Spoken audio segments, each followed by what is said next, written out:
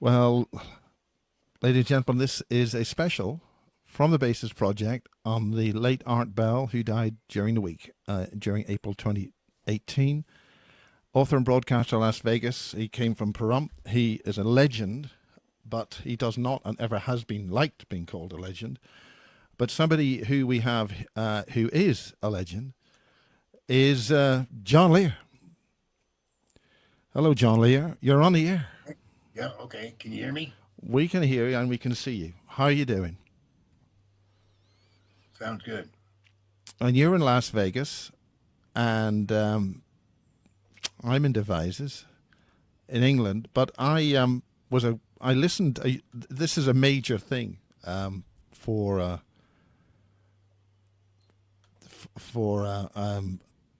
this Art Bell. I mean, he started off telling everybody what was going on, and it was an amazing event, and it was fantastic. Yeah, when he first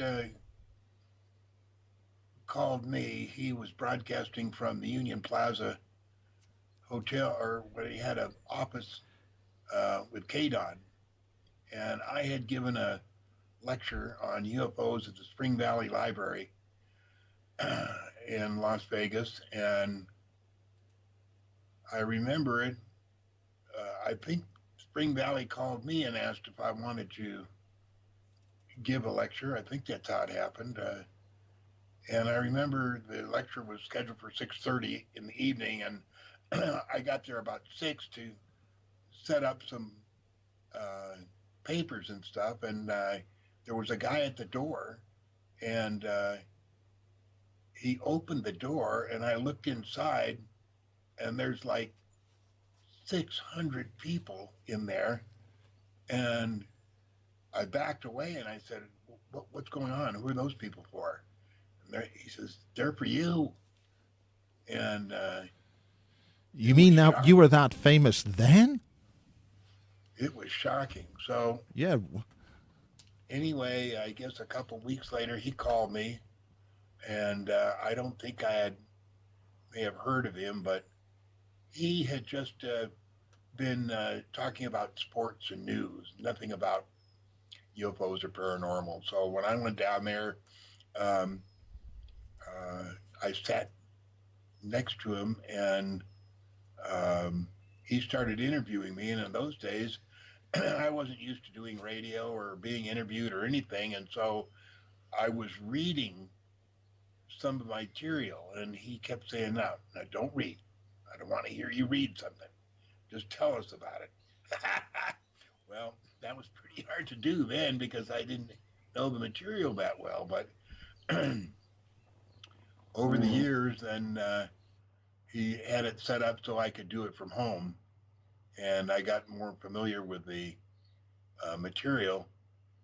And we had a lot of really good shows. I remember doing the John Lear test, and I had written that the night before. And But John, how did that actually start? Why were you on air, and why did Art go from just being an ordinary talk show host to getting into this subject? What got the thing going? same thing like that happened to George Knapp uh, after the Spring Valley thing. Now, what was that?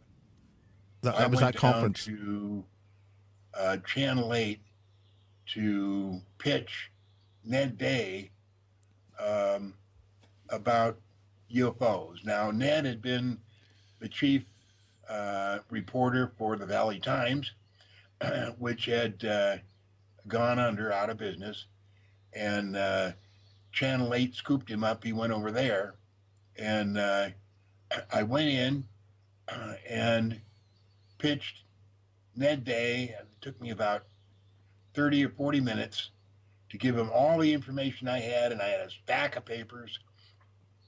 And I got to the end, and he looked at me. He said, "John, it's not possible." And I said, "Well, what do you mean it's not possible?" He said, "I would have known about it."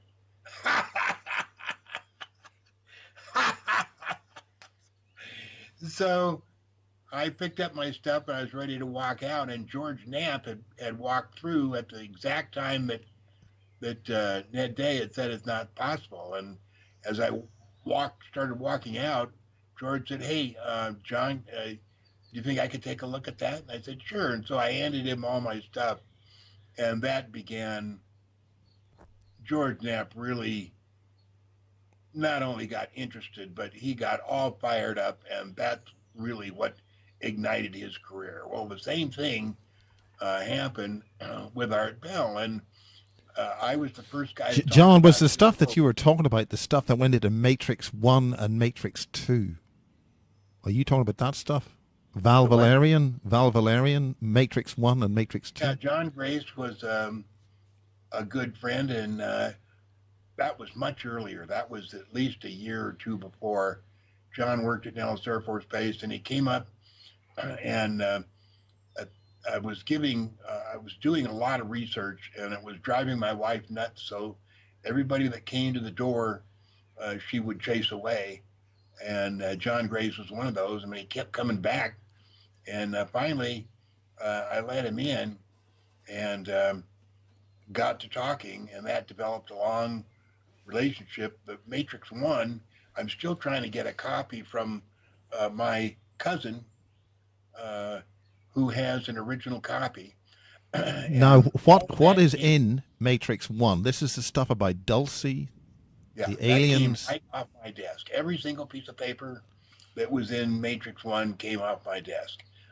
Almost the same thing with Matrix Two, and then John moved from Vegas up to Yelm, Washington, and we didn't have much contact after that. But um, so Ned Day had blown it off. George Knapp picked it up. At the same time, Art Bell called me, and well, after I gave the papers to George Knapp, he had me on a program called, um, it was a Sunday program on the record. Now, And that is available. That is available in the base's archive. I've got a VHS tape of that here in NTSC. A guy called Ray Wardle gave me that. And it's fascinating stuff. It's really good stuff. and George called me. It was a Sunday morning, Sunday evening, and I can't remember whether it was the first or second time interview. He said, "John, they're going nuts. The phone has not stopped ringing. What can we do for an encore?" And at that time, I had just met, not just met, but was very close to Bob Lazar. I met Bob Lazar in the summer of 1988, and he didn't want to know anything about UFOs. He said he worked at Los Alamos, and if there had been any truth to it, he would have known it. But we gave him enough information, and there was three specific things that we talked about that he was able to verify with his friends who still worked at Los Alamos. And uh, he made the comment to me that he was going to try and get a job up at Area 51. And he called Dr. Teller, who was the father of the H bomb, who he had met at Los Alamos, and told him that he was going to wanted to re-enter the scientific field, and could he help him? And Dr. Teller said, "Bob, do you want to work with me here in California, or do you want to work in Nevada?" Bob said, "I want to work at Area 51." So um, the next thing I knew, Bob came over and he said, "I got an interview today." And I said, "Really?" And he said, "Yeah, I aced it." And I said, "Well, what was the deal?" And he said, "Well, they had 3 or 4 scientists there, and they asked me different questions, and I was way ahead of them on every single one of the questions." And but anyway, when George Knapp said, "What can we do for an encore?" Uh, I suggested Bob Lazar. I said, "I'll call him and see if he'll come on." And I talked to Bob, and at that time, he was worried for his life, and he thought the best thing to do would be to go public and get known, so that if they killed him, there might be some repercussions. So that was a Monday evening. Channel 8 sent up one of those trucks with the satellite antenna, and that videotape I made, George Knapp showed a year or so ago. He didn't know it existed, and I gave it to him, and it had me and Bob and um, Gene Huff standing around waiting for something to happen, and Bob Now sitting right. that's on our interview that we did with Anna Hess about 5 years ago, isn't it? Yeah, You gave that to me. I'm very honored. It's good fun. yeah, This is good fun. this way. It's really good fun. This. Yeah, and so that really lit things off, and at the same time, um, Art Bell I started about talking about UFOs, and he couldn't believe all the interest it had, all the phone calls he was getting. Same thing with George. He said, you know, I had no idea. We've touched a nerve. There's something that the public wants to know about, and I had no idea. George says I had no idea that there was any interest in UFOs, and the phone hasn't quit ringing. And so those things happened, the same time. But I did some interviews with Art, and it was a lot of fun. In the middle '90s, though, he gave me a call. I hadn't heard from him in a couple of months. He said, "John, I'd like to come over and see you." And I said, "Oh, okay." So we set up a time, and he drove over from Pahrump, came into my den, sat down. We did some normal chit chat, and he said, "John, look, I'm going to be straight with you. I have a friend that I've known for years. He's a ham radio operator, and he's also a United Airlines pilot. And he has told me, without a doubt, you are heavy into the illegal drug business."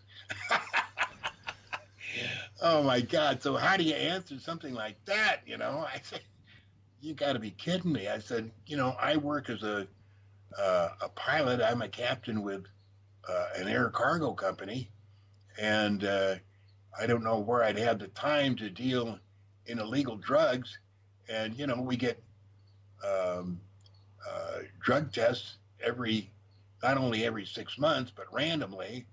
And that doesn't mean that I couldn't have been dealing drugs, but uh, I said, look around, Art, at my den. Does it look like I'm somebody who would be dealing drugs? And we talked for maybe a half an hour, and I don't remember how I answered his question, except no, I'm not doing that. And I heard from him maybe a couple weeks, couple months later to do a show, and he never ever mentioned the subject again. And I think I may have once asked him, "Did you ever hear from his friend?" And he blew. He never answered me. So I don't know who it was that told him that, but it was so off the wall. It was just crazy. But I'll always remember Art coming over and saying that. Um, and then we came up to 9/11, and I had some ideas, and at the beginning, right after 9/11, I was considering that it possible was airplanes. I actually believed it, but I'm saying, I couldn't have done that at the height of my career and ability. I couldn't have hit a target 208 feet wide Now, at John, if you tell 460 people what miles your an hour. ability was to, for people who don't know, you are one of the most brilliant pilots ever flown. You've had four classifications of flight. You are an absolute legend in this. So why should people pay any attention to a guy like you? Tell us why. Tell us why you're such a brilliant guy at a pilot. Why? Well, so people understand why the hell those planes couldn't be what they allegedly were.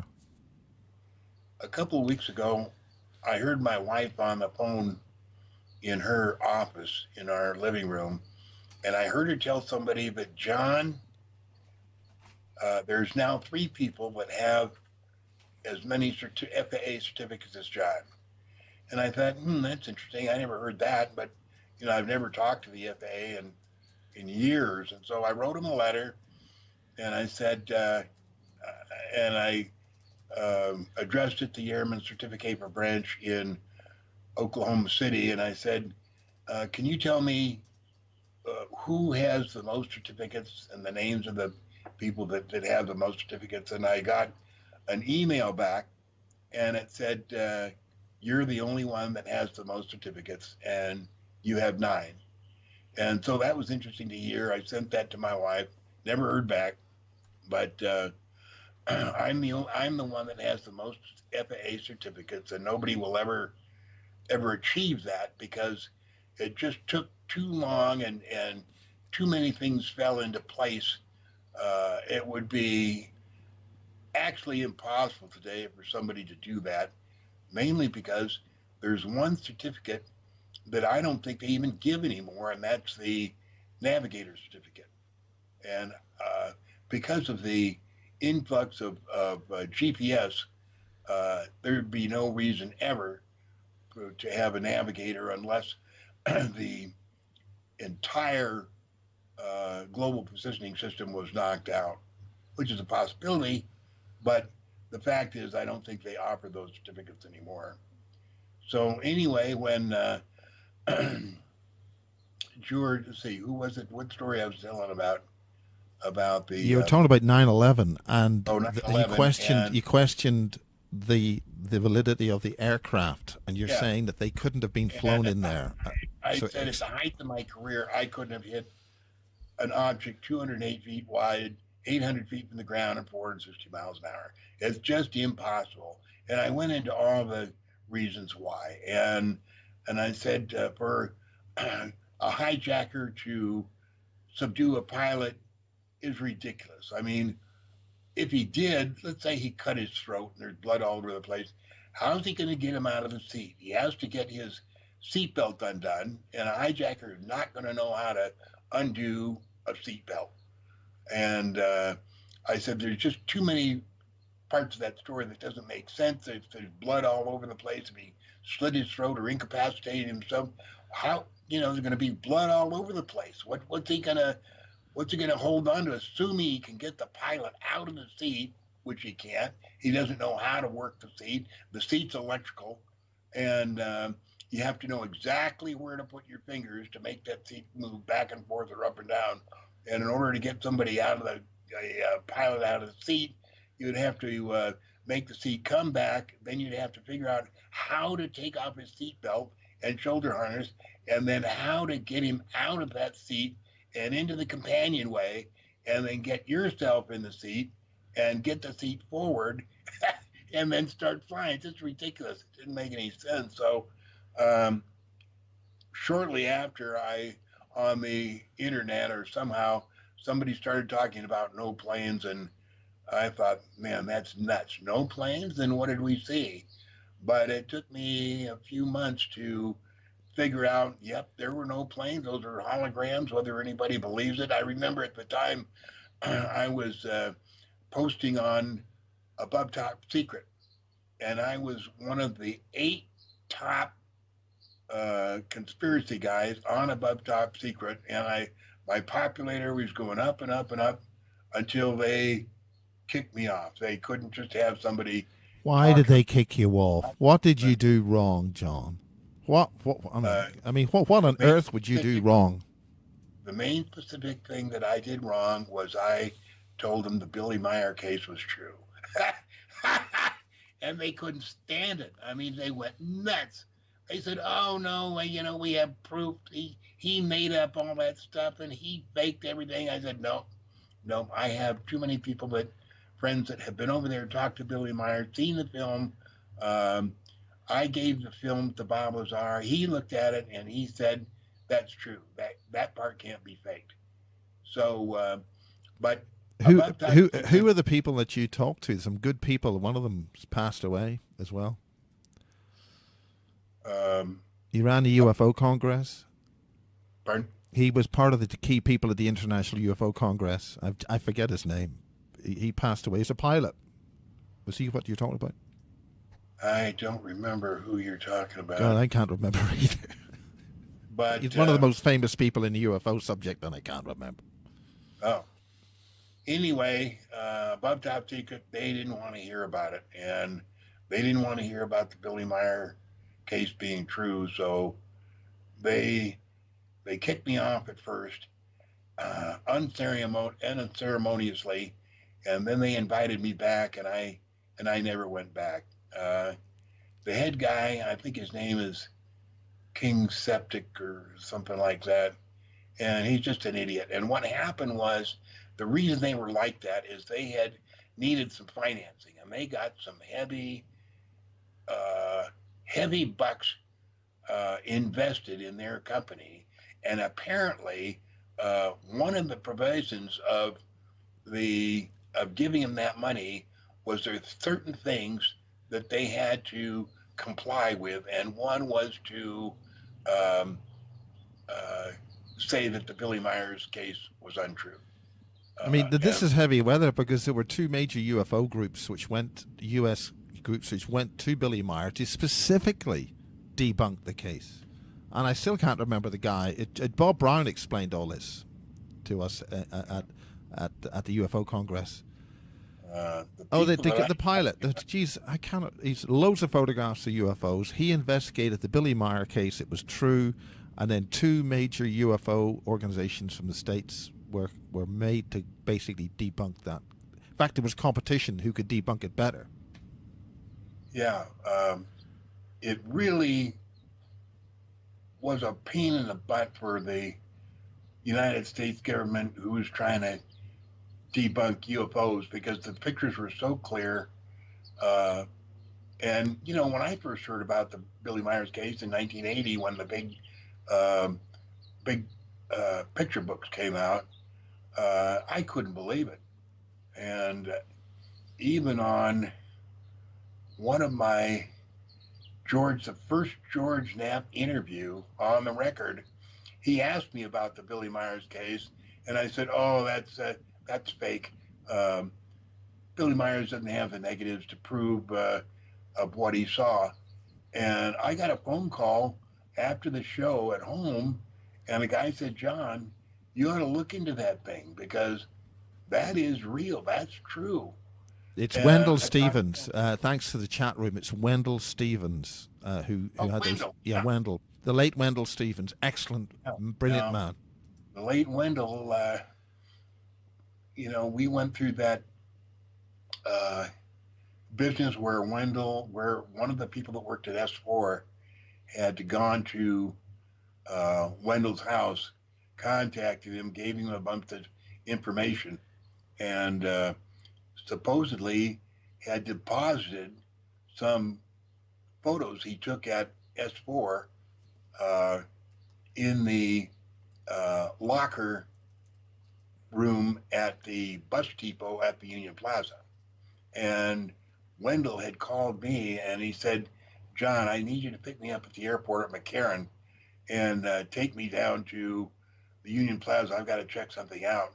And I picked him up and we drove down there and we got out and we started walking around the lockers and we couldn't find the locker number. And so there was a guy standing there kind of in charge of the lockers, and we said, "We're looking for this number." And he said, "Oh, you know what? About 2 weeks ago, they came in and they took all the lockers out and put in new ones, and it's all different numbers."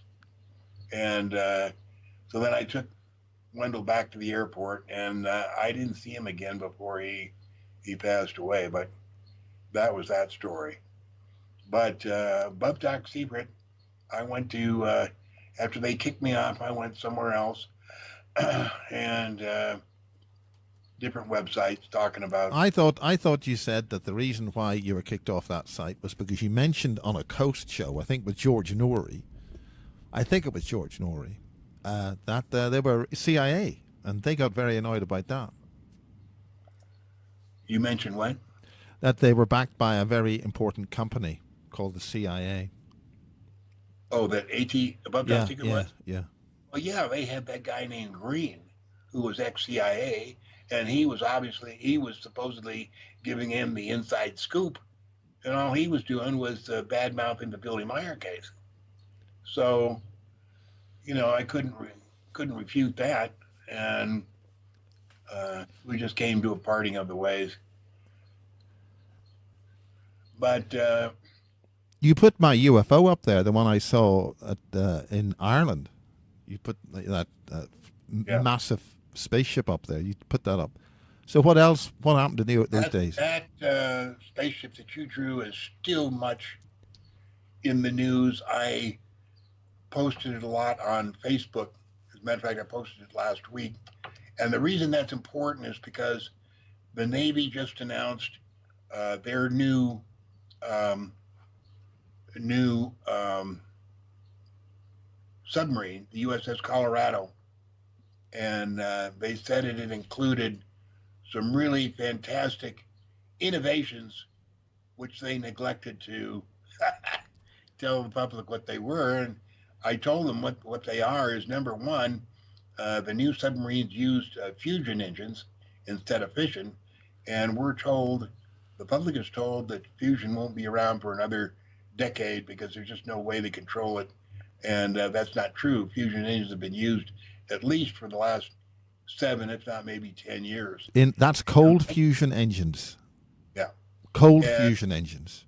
the reason um, the fusion engines are so uh, well, they're 10 times more powerful than fission, but they're also 10 times as lighter. So whereas an aircraft carrier uses 5 fission reactors, they can do the same thing with 2 or 3 fission um, reactors. And Fusion reactors, on the yeah. submarine, they can use 2 where they would only had room for 1 before. So uh, in addition to that, the new aircraft carriers and new submarines use a material for the hull called D.D.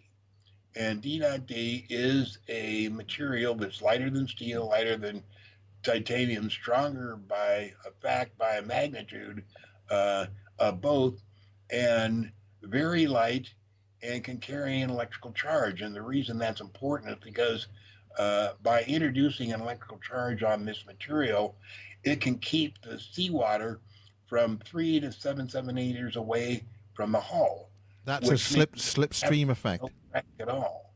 That's a And slip. so, as we know, the maximum speed for a displacement hull um, boat is 1.34 times the square root of the water line. Well, since there's no water line, because the D.D is keeping the water away, the speed is virtually unlimited, and the submarines can go maybe 100 to 125 knots. Same thing with an aircraft carrier using that D.D and introducing electrical charge. They can go through the water, um, maybe 80, even 100 knots, which is unbelievable for an aircraft carrier. And I've talked to people that have served on new aircraft carriers, and I say, how do they deal with that? And he said, well, for one thing, if they've got to go somewhere, they make everybody go below decks because they say the weather's going to be bad and not to look out because uh, the weather's going to be bad, and so that's how they keep them from seeing how fast they're going. Now, Yeah, but how they'd be blown off, wouldn't they? 100 knots. right? They'd be blown off the ship if they were Oh yeah, traveling at space. Yeah. absolutely. That's why they don't want them up there, but they don't want them to know that. And of course, um, to get someplace 5 or 6 times faster than they normally would, uh, there's a lot of questions. But when you're in the Navy, you don't ask questions like that because you're going to find yourself out real soon. So that's how the Navy deals with that. But the reason that the spaceship you drew was important is because the Navy has orbiting uh, manufacturing plants, and this D.D has to be made in zero gravity. And when they make these huge panels, they have to be brought down from space. And because you said that space plane was 10 times bigger than 747, I figured That's where they're putting those panels in. And they come down, they land at Machrihanish or someplace close to Machrihanish, and then they ship the panels from Machrihanish. Now, the British use that on their new boats, and then it's shipped to the U.S. For the use on new submarine. Now, there's a even newer submarine, and I don't know the name of it. It's used for steel delivery, the Sea Ambler teams, and it's about 70 feet long. Needs a crew of 9.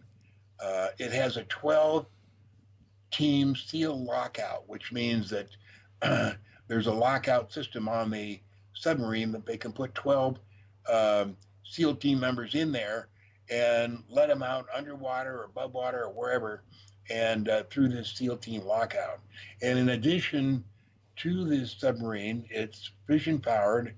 And not only that, they used to, they have developed propellers to a fine art, but now I don't think they use propellers anymore. They use magnetohydrodynamics, and this was first introduced to the public in that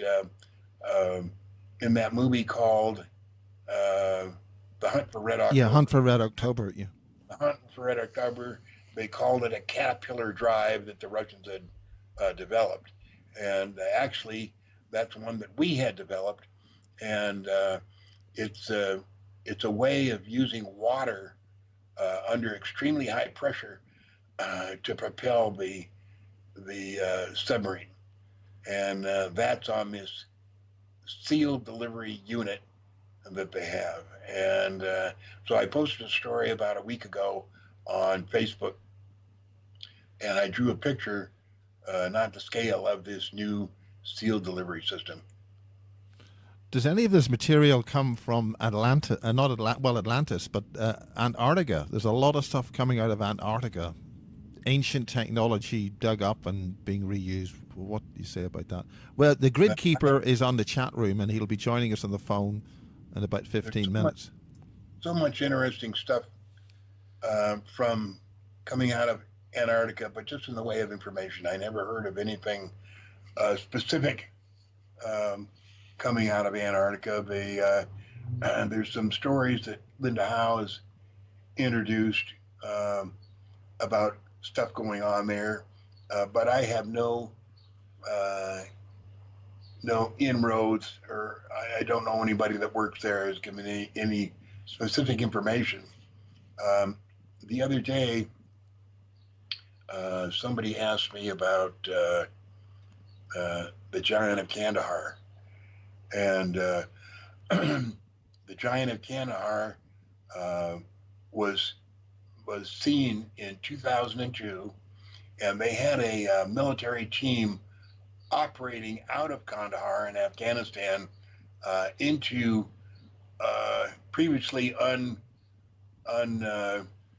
unknown areas or unexplored areas, and in one of these very steep canyons, they were following this little trail and came upon a cave, and there was a giant, 15 feet tall, red hair, red beard, uh, and very agile. Well, you'd think somebody 15 feet tall would probably be hard to even walk, but this guy was like a ballet dancer. He could move so quickly and fluidly, and he had a big spear.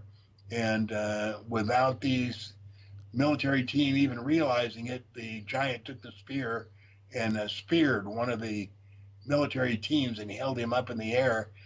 And they were all, pretty frightened, and they kept started shooting, and they weren't killing him. And somebody in the team said, "Shoot for the head, shoot for the head," and they finally were able to kill him. He fell down. They radioed Kandahar, told them what was happening, and Kandahar sent, I think it was a CH-47 helicopter, or a big helicopter anyway, and since it couldn't land up there because it was in the middle of a a very steep canyon on the side of the on the side of the walls of the canyon, and so they lowered a net, and they uh, had the people on the ground load the giant into the net, secured it into the net, flew it back to Kandahar. Then it was flown by C-130 to Frankfurt, Germany, and then from there to obviously to Wright-Patterson Air Force Base, and never heard anything about it. But this subject came up a couple of months ago, and I started looking into it.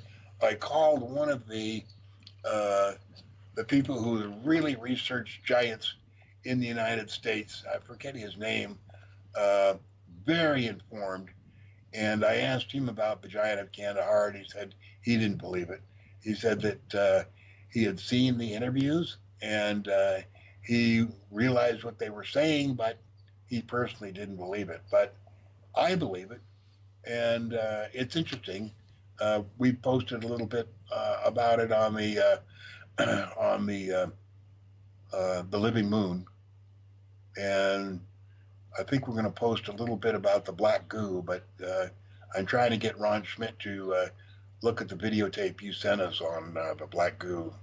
Yeah, that was a guy called John Dallimore, who's a British military explosives expert, the Royal Marines, and he was responsible for being part of moving 400 crates of that out of Thule Island in the Falklands War. Um, Tell us about your favorite shows with art. Well, my favorite one was the one about the test. And like I say, I had written that the night before, and I came up with the idea just by accident, and it took me about an hour to write the whole thing, and did some changes with it or modified it, and then the next day uh, did it on the Art Bell show, and I couldn't believe um, the the interest that it drew. I mean, it went worldwide. People just went nuts over the Lear test, and still these days today, people talk about the Lear test, and I've got to rewrite the thing for some of the information that I found out since then. But I mean, briefly for the you people know, who haven't heard it, what does it mean? What is the test? What is what are they going to say? the Lear test was.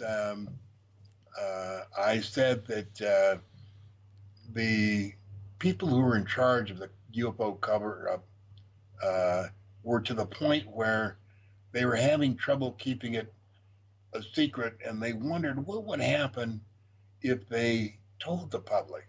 And they thought, well, I'll tell you what, why don't we tell the whole truth to Art Bell?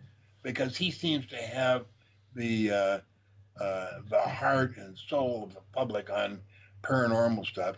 Let's tell him really what's going on and see what he recommends. And so I go into the whole story how that the UFOs showed up in the late 1800s and uh, throughout World War One and World War Two, and they had actually had several of the flying saucers recovered at the time of the Roswell incident. And people think the Roswell incident was the first recovery. It wasn't. It was way down the line, and that's why they were so well organized I mean, there about were keeping. lots of recoveries. There was Marconi was brought in. There were European ones. There were landings in England. All that they're all over the place before the Yeah, so-called Roswell. and they were flying them back from England on the. They had it secured on the wing of a B-17, and a little interesting side story the other day on my Facebook page.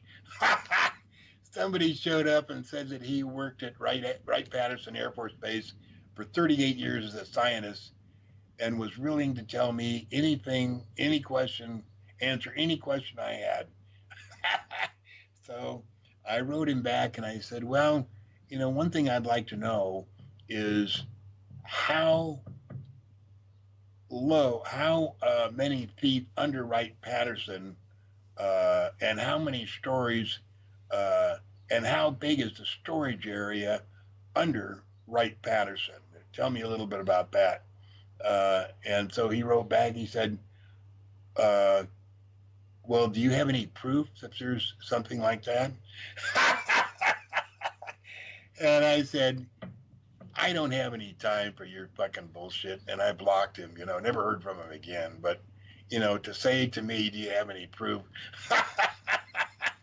For the area, obviously he was sent to feed me full of bullshit. And when I asked him something specific, something that's so obvious, and then he says, "Oh well, hey, do you have any proof of that?"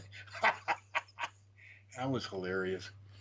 Well, you had a visit. You had a visit during the year from Duncan, and we're going to get him to call in a couple of minutes, and maybe you can talk together about the so-called disclosure side of things. I mean, if Duncan wants to call the phone now, we can set the call up. But what do you think about disclosure? What do you think that's going to be? I mean, how are people that's been lying to us for the last 70 to 80 years ever going to suddenly be believed as telling us the truth? Never, never, never will there be any disclosure. There won't be anything close to disclosure. And this moron, Senator Harry Reid, senator from Nevada, has just retired as a senator, and he has cooked up this scam that he cooked up with Bob Bigelow, and they went to the Pentagon and they said, "Look, um, we'd like to investigate UFOs, and we'll take the heat off you, so that you don't have to say anything that you know. But if you'll give us $22 million, we'll uh, we'll uh, we'll be the UFO researchers." And Harry Reid said, "I'll be Mr. Disclosure." Well, the thing is, Harry Reid, all he is a free lunch. And the reason he needs a free lunch is because he's gotten a free lunch for his last 30 years as his uh, position as a senator from the state of Nevada. And he's used to that free lunch. But now he's retired, he doesn't get a free lunch. So he cooked up this deal where they got the $22 million from the Pentagon. He gave it to his friend Bob Bigelow. Bob Bigelow has been involved in UFOs since he was a little kid. And as a matter of fact, uh, after Bob Lazar uh, quit working up at S4, he and Bob Lazar went into a business called Zeta Reticuli 2. It was Nevada Corporation, and I recently posted the corporate papers and the application for EIN certificate, but it only lasted a very short time.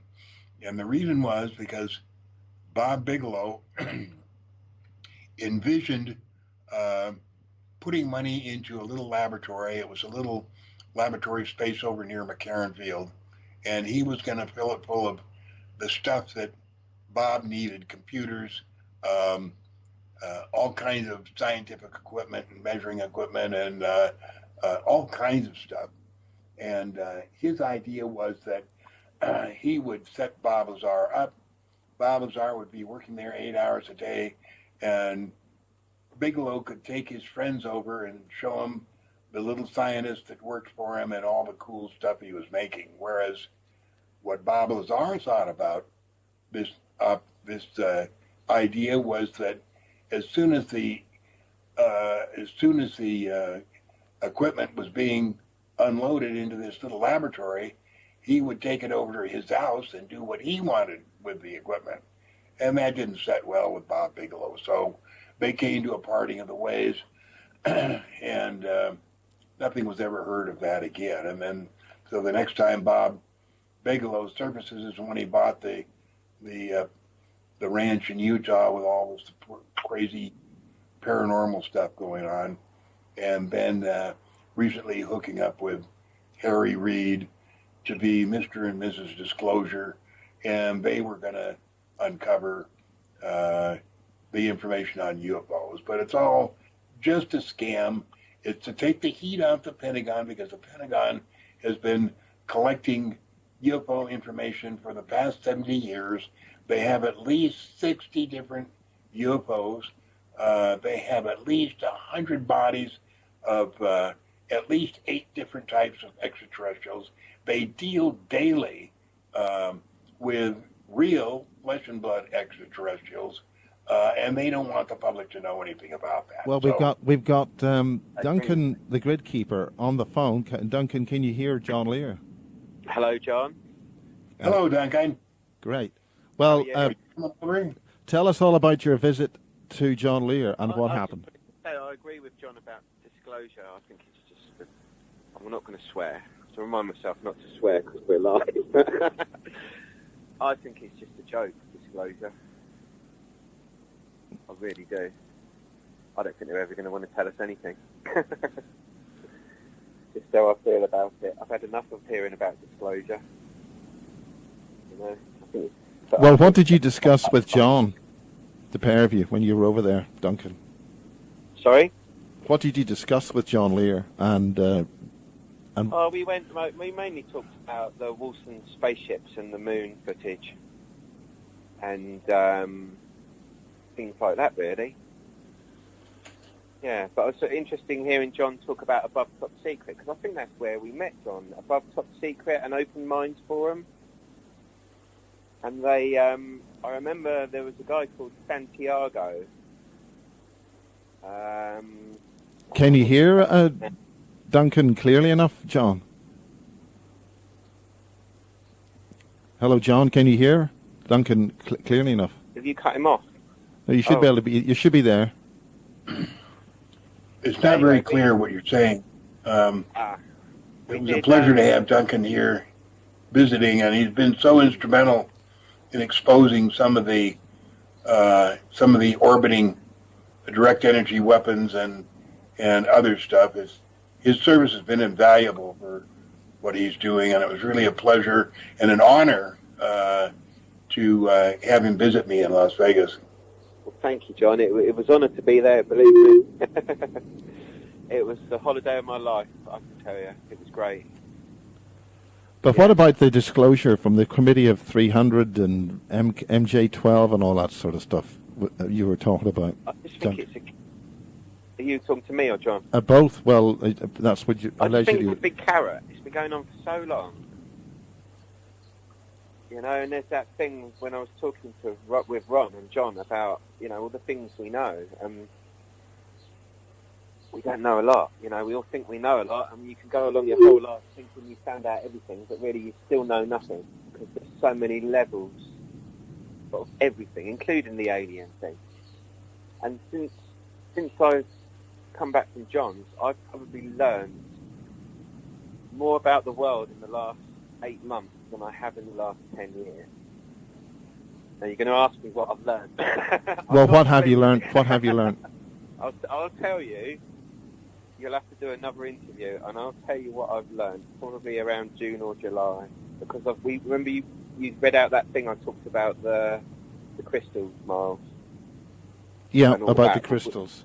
That needs to come back out in around June, and I'm going to start saying a lot of things. Well, what do you think about that, John Lear, about crystals and that energy stuff? Well, the crystals I'm talking about, they're not standard crystals. They're not the shops you go into a shop and... Well, they are, but it's what's in them. There's something in them that no one in the world has seen before. And it's a game changer. Well, what did you discuss when you were with John? And you I mean, I know John Walston got John's telescope to work. What about that? Yeah, in a matter of about 10 seconds, which was quite clever. Is your telescope okay, John? It's fantastic. I can't believe, it had been inoperative for about 6 years, and you guys came in and fixed it in about 10 seconds. It was really nice. Marcel helped with that. He was really good. Yeah. But one of the most interesting things, Miles, was looking through John's pictures on his wall. Well, I noticed your wall has changed, John. John Lear's lair seems to have changed a little bit. Or are you just on a different computer? your wonderful wall of exciting pictures. Recently I had a picture of the moon on one wall. I've taken it down and I put up some of the, I think, about 20 of the pictures that came off the Bruce Says All video.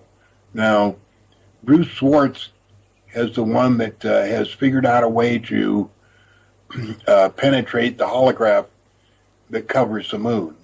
And when we look up at the moon, we see a gray, and we see what look like to be craters. All you're looking at is a holograph. That's not what's there.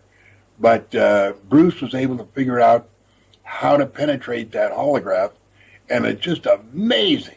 All of the buildings and cities and areas and roads and passageways and tunnels and bridges and everything else that's up there.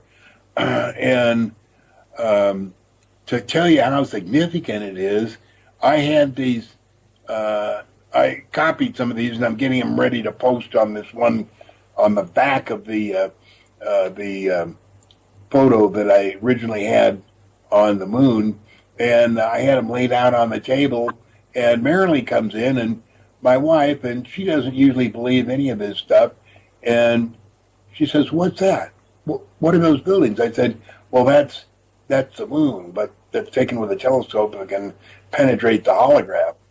And she went nuts. She said, "Unbelievable." And usually she doesn't believe anything, but she looked at that, and now everybody that comes to the house, she takes them in and says, look at these pictures of what John has. And I said, well, those are the ones that came off Bruce Swartz's video, and they are fantastic. Now, these are the ones that were taken with a 12-inch telescope, and now he's working with a 14-inch telescope. Is there something that people could see somewhere where that is?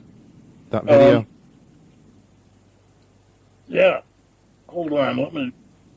I have a little trouble walking, but I'll get a couple of those things in. Okay. Well, while you do that, I'll get Duncan can keep talking. Okay, go ahead, Duncan. Yeah. I forgot what I was going to say now. Well, we were talking about the disclosure stuff that we're talking about, and what you had achieved over there when you were over there with John, and you were talking to some very important people, which is I was supposed to meet Bill Tompkins. Yeah. I spoke to him on the phone and then he died. It was quite sad, actually. Is that because you spoke to him on the phone? You're not the first person who said that. I hate to think that, but I spoke to his wife and she was... Okay, what was the point of that? This was a really important situation that you were over there. For people who don't know who Duncan is, you're the backstory with James Casbolt and just other colleagues and a few other things. And Max. Well, you knew Max. Do you want to say anything about Max while you're on? Not yet. Ask me in June. Ask me after I've been to Canterbury Cathedral about Max. Not been up there yet. But no, I was at Probe UFO conference in 2006. And someone said, you want to go and talk to that chap over there? And it was James. And he gave me that CD that he made about Windsism, Satanism. And I listened to it on the way home. And our friend, it was Michael Chittum. He did an interview with Dave Starbuck. And Michael Chittum was advisor to John F. Kennedy. And he came over and took James and I up to Balmoral Castle to stop some satanic rituals from happening, which I don't think we did because we got caught in the castle by the police. It was quite a thing. And then chased 10 miles across Scotland by MI6 in a Range Rover, which was quite exciting. But, yeah, everything changed after that, really. And, yeah, I became good friends with James, and we shared our own experiences. And that's why I always stuck by him, because I've spent time with him. I've seen things. And, you know, there's the whole thing at Peasmore. And what about Peasmore? You find Peasmore. Maybe that's for another time, but... Yeah, in a nutshell, Barry gave me a copy of all his documents, and on the back he said, if you don't believe any of this, go and have a look. So we went and had a look, and the TR-3B flew over us, I filmed it. I've given you footage. It's rubbish footage, but you see it on there for a split second. Okay, we've got John Lear just coming up. He's now got some exciting stuff about to show us, and we're going to see that now. If we can just cut these. There it is. Okay, John, we can see that. Tell us what's going on. Oh, let's get John. Oh. I didn't hear that, and you didn't hear it. Okay. Could you show that again? 8 o'clock position.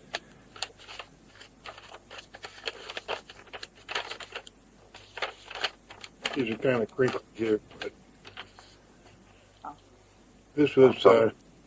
You can't see this, Duncan, but they were looking at a picture of the moon. I can see it. Oh, good. Okay, good. Right.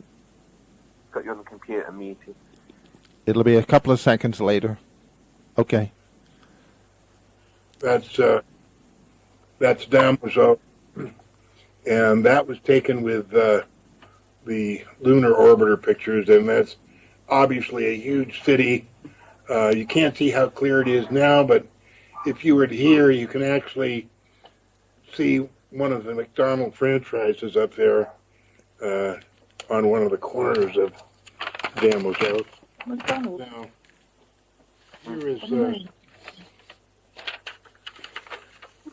here is some of the photos. I think there's some people felt that the McDonald's thing was a joke. Yeah, continue. That's right. That was taken from Bruce Swartz's video, and that's up by Sinus Iridum at the northern part of the moon, where he's found so many of these huge areas of stuff that's going on. There's another area here. Huge buildings and bridges and roadways and stuff that's going on. Obviously, NASA tells us there's no atmosphere. Obviously, there is an atmosphere. It's about the gravity is 70% that of Earth, not 1/6 as they say. And none of these buildings are dome-shaped, which means it has normal atmosphere. So, I mean, that looks just like an area, like a normal city in the States or anywhere normal. Yeah, these are just fantastic photos. And then just go to Bruce Says All.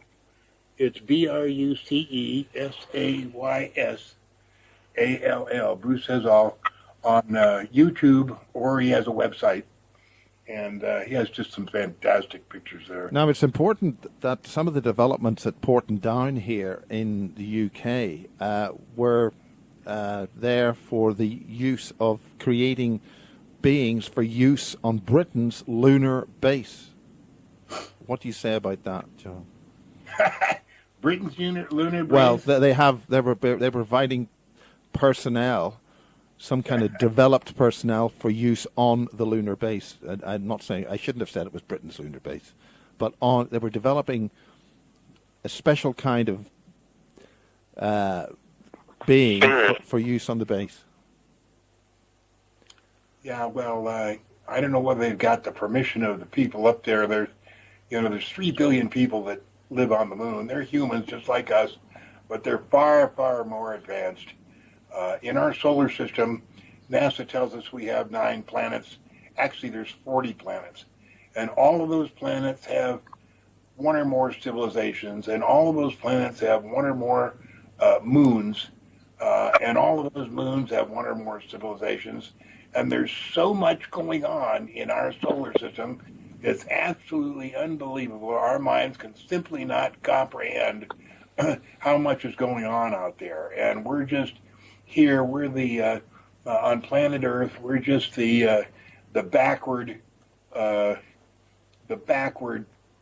civilization, and actually they take trips from the other planets to look at the zoo, the Earth Zoo, the people that are still fighting one another, and they fly around and watch our wars and stuff like that. We have no idea what's going on, and the reason we're here on Earth is because over our past lifetimes, and all of us have lived hundreds of lifetimes. Miles, you've lived hundreds. I've lived hundreds. Duncan has lived hundreds. And in our last lifetime, apparently we made a mistake, and we're here on Earth to rectify that mistake. And the way that we rectify it is to learn how to live with integrity, without envy, without hate, without greed, and to express our love to our families each and every day. And that's all we have to do here. We're not here to change the world. We're not here to change our friends. We're not here to improve the bad guy. We're here just to change ourselves. So, and until we can do that, we're not going to be allowed into outer space. And that's why the ETs put the Van Allen belt out there so that we can't go anywhere without their express permission. And going to the moon, of course, was out of the question.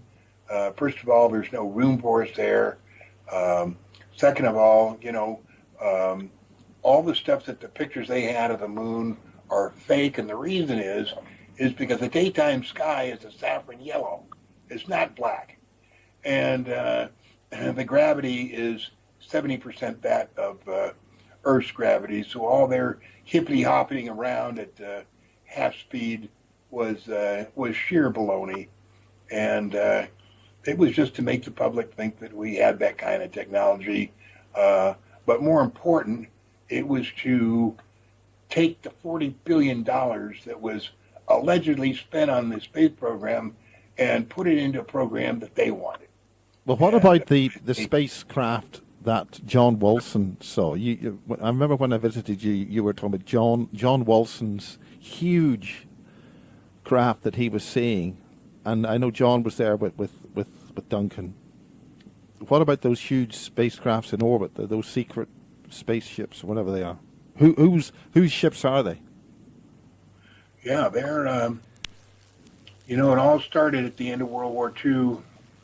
The United States was trying to develop the atomic bomb at Los Alamos, and Germany was trying to develop their atomic bomb. And the United States could make the initiator, they could make everything in the bomb, except they could not make the plutonium that was needed. Now, whereas Germany, they couldn't make the initiator or anything else, but they could make the plutonium. So 3 months before the end of World War II, when Germany knew that it was all over, they were going to lose, they came to the United States and they said, look, we'll give you the plutonium you need to finish your bomb and bomb Japan. All we ask is that at the end of the war, you let in 4,000 of our Nazi scientists and give them citizenship, no questions asked, full citizenship and privileges, which we agreed to do. And so that was Operation Paperclip. It was organized by John Foster Dulles, who was Secretary of State, Allen Dulles, his brother, who was head of the CIA, and Eleanor Dulles, their sister, who was head of the United States Berlin desk in Berlin. And between the three of them, they're the ones that let at least 4,000 Nazi scientists in. And of course, the Nazis got into the United States and started taking over everything. The first thing they did is they took over NACA, NACA, made it NASA, National Air and Space Administration, and the Nazis have always been at the top of that heap. And they took over Bell Helicopter, instigated the Gulf of Tonkin scam and the Vietnamese War just to sell helicopters.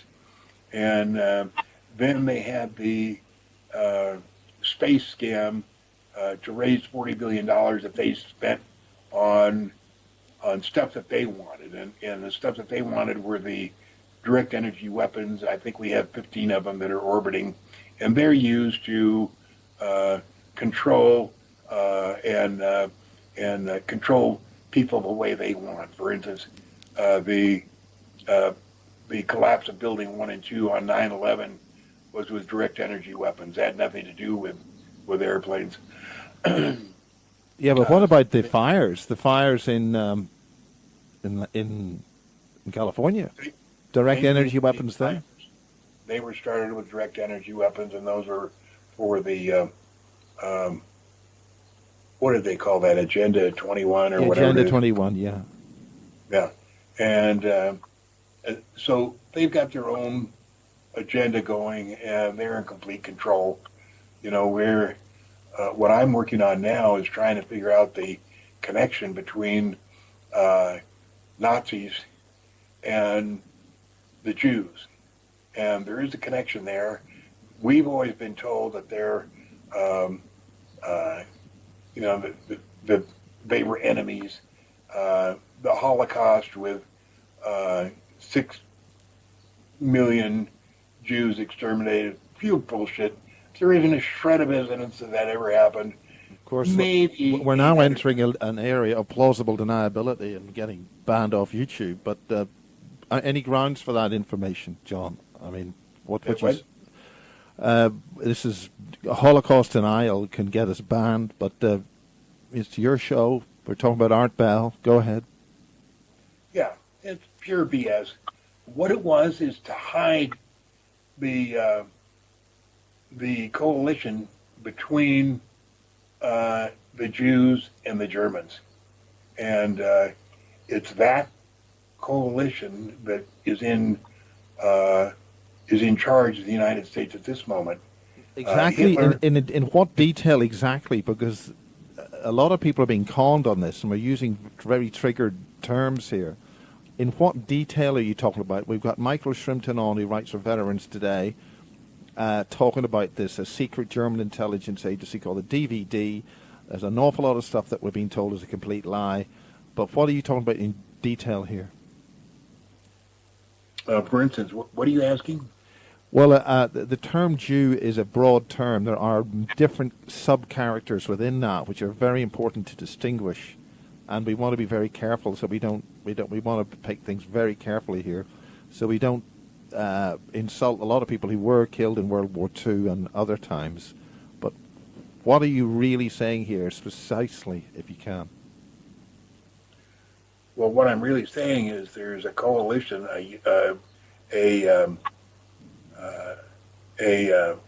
not a brotherhood, but a coalition between the Germans and the Jews. And Hitler did not commit suicide. Of course, he left after World War II, lived in Antarctica for a while, then went up to Argentina and lived there for a while, the whole time running what was going on in the U.S., and he eventually died in the United States in a hospital there in 1968, still, pretty much in charge of all the stuff that was going on. And the stuff going on is the Nazis coalition with the Jews running pretty much what's going on. That's why when we hear that Israel is so adamant in getting the U.S. to do different stuff, for instance, Project Yinon, YINON, started in 1979 specifically to make the United States believe that Muslims were a threat. And that's why they said Muslims were flying those airplanes that destroyed the buildings in 9/11. Pure bullshit. Had nothing to do with that. What Israel was trying to do was to get us, the United States, and the people in the United States go into the Middle East and attack their enemies, the Israel's enemies, the 9 Muslim states that they consider enemies. And then Russia, and then attack Russia. Is that not the next thing to attack Russia? No, I don't think. Well, I don't think so, because the United States and Russia have been allies ever since the end of World War II, and also before the end of World War II. We've always been friends. All this stuff about the Cold War was pure bullshit. There was never any Cold War. There was never any threat about Russia launching nuclear missiles or us protecting. All the stuff about Strategic Air Command, all pure bullshit to make the public interested or scared about something that was going on so that they didn't think about UFOs. That's all the Cold War was about. So there's never been any threat from Russia, never going to be any threat from Russia. Duncan, do you have anything to say on that from James Casbolt's side or your side? Sorry, I've just walked out the room to go to the loo. I've just come back in. Okay, I'll fade you. Okay. Right, okay. You know, I'm kind of running out of gas here. I'm going to have to peg off. Okay, If well, it's okay with you. well, thank you very much, John Lear. And I'm not entirely sure. Is that your? Whoa, we got.